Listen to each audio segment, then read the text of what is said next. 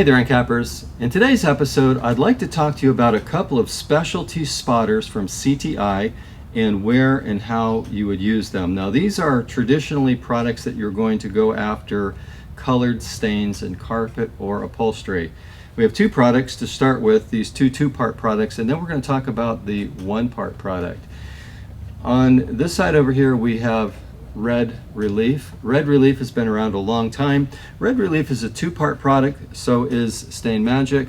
You take part A, part B, mix them in equal parts. After you've cleaned the carpet, you want to blot it dry as you can get, and then you go to work with these products. Now, what you're going to do is you will, for example, with Red 1, apply that to the area that's been affected. You can spray it on, both parts mixed equally, and then take a wet towel, not sopping wet, wring it out, and not super dry though, you want to have a little moisture left in it. Place that over the spot and then take an iron, like a clothing iron, on the steam setting, and the steam from that steam iron will heat it up and draw the color into the terry cloth towel. That's how you would work with Red Relief as well as Red 1. So when you're working with Red 1 now, what they did is they took the same concept that you had in the two-part product and they simply made it into a one-part product. You can see how that gets so much easier. Now the trade-off is that this isn't going to work with extremely difficult stains, the same as Red Relief would work. You're going to get better bang out of the Red Relief. That two-part product is still going to outperform the single product.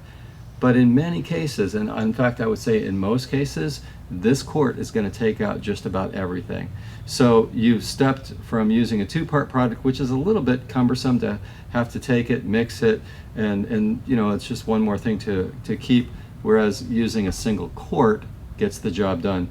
Now, as we step over to Stain Magic, this Red Relief and Red 1 are for synthetic stains like Kool-Aid, fruit punch, anything with a synthetic coloring, any type of synthetic dyes or colorings, these products would work for.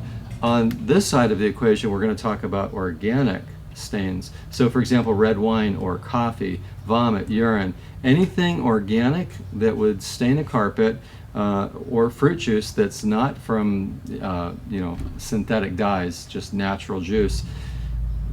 You could use Stain Magic or Stain 1. Same principle, two-part and a one-part. The only difference here is that you don't need to use heat on the organic one. When you're working with Stain Magic or Stain 1, you don't need to put the towel over it, the wet towel and the steam iron. When you're dealing with synthetics though, you would want to use the steam iron approach because you need to use heat to draw the coloring into the towel. That's how it's going to go away. On this side of the equation, the chemical is going to break down the coloring, the stain that's there on the carpet, and it will go away naturally. It may take a little time for it to work because there's some very strong hydrogen peroxide also involved in this product, and it's going to take a little time for it to break down the coloring and make the spot go away. Again, same thing, you got the two-part product, which is really the high performer for a really tough spot. And then you've got the one-part product that could be used in most situations. It's going to work really well most of the time for just about everything. And then finally, I want to just throw one more thing into the equation. These products have to be rinsed out of the carpet.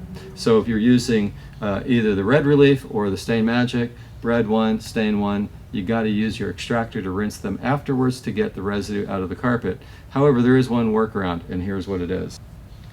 You can also extract with Endcap spot. Now, in these specialty situations where you've got this spot that's really giving you a tough time, you want to use a specialty spotter.